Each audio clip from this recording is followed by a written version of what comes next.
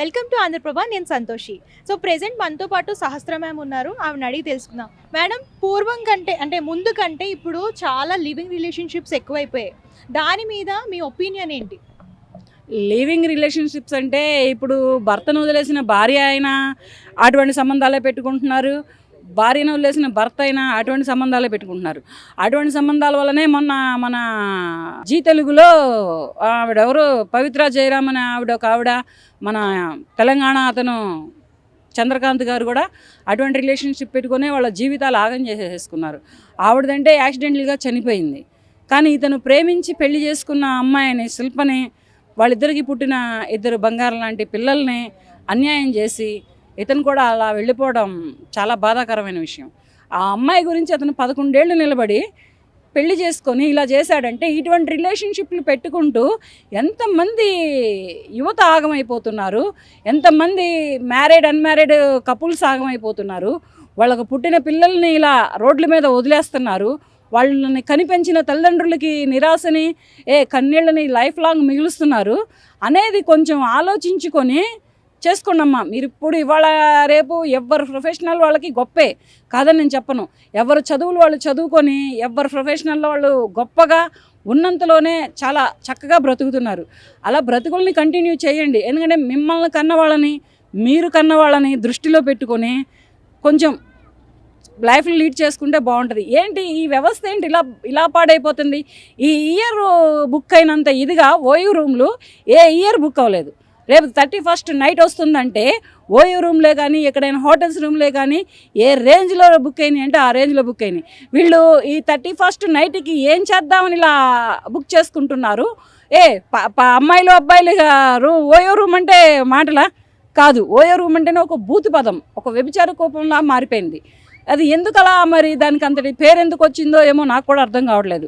ఇటువంటి అక్రమ సంబంధాలు, ఇటువంటి ఇల్లీగల్ కాంటాక్ట్స్ పెట్టుకుంటూ వీళ్ళు భవిష్యత్తుల్ని ఆగం చేసుకుంటున్నారు. దానికి ఒక వయసు లేదు, ఒక వరస లేదు, ఒక తారతమ్యం లేదు, ఏమీ లేవు. ఎవరికి నచ్చినట్లు వాడు వెళ్ళిపోతున్నాడు. మరి ఇలా చేసుకొని ఒక అమ్మాయి రేపటి రోజున పెళ్లి చేసుకుంటే ఆ అబ్బాయికి ఒక రేంజ్లో అన్యాయం చేసినట్టే కదా.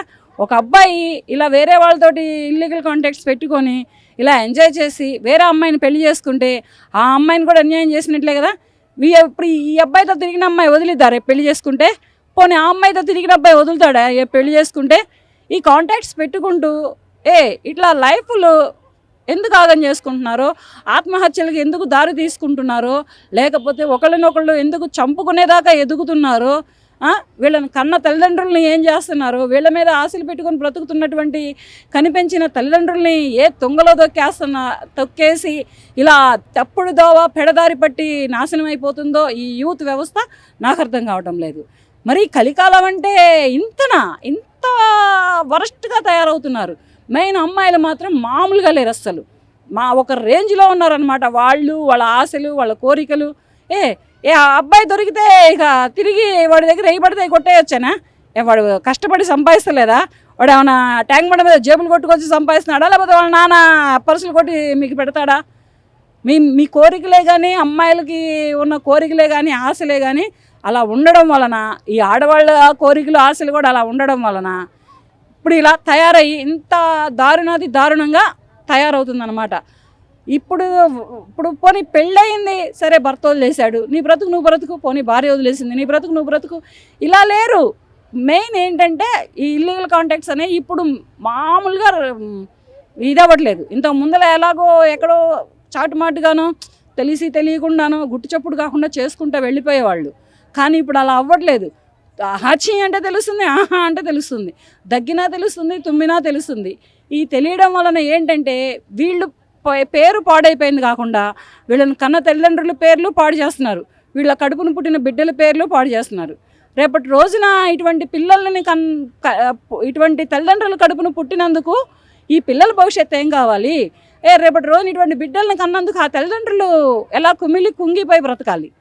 ఇది కొంచెం తల్లిదండ్రులు ఇప్పుడున్న యువత తల్లిదండ్రులకి ఇస్తున్న మెసేజ్ ఒకటే, కొంచెం మీ పిల్లలు ఏం చేస్తున్నారు, ఎక్కడికి వెళుతున్నారు, వీళ్ళు ఫోన్లలో ఎవరితోటి మాట్లాడుతున్నారు, చాటింగ్ ఎవరితోటి చేస్తున్నారు, ఇదంతా గమనించి మీ పిల్లల్ని మీరు కంట్రోల్లో చేసుకోకపోతే రేపటి రోజున వాళ్ళు ఏదో ఒక తప్పు చేసి ఎక్కడో ఒక దగ్గర చచ్చిపోతే మాత్రం ఇప్పుడు అస్సలు పేషెన్సీ లేదు పిల్లల దగ్గర, అస్సలు ఓపికే లేదు. మరి అది బెదిరిద్దామని చేస్తున్నారో సూసైడ్లు, లేకపోతే నిజంగానే జీవితం మీద విరక్తి పుట్టి చేస్తున్నారు.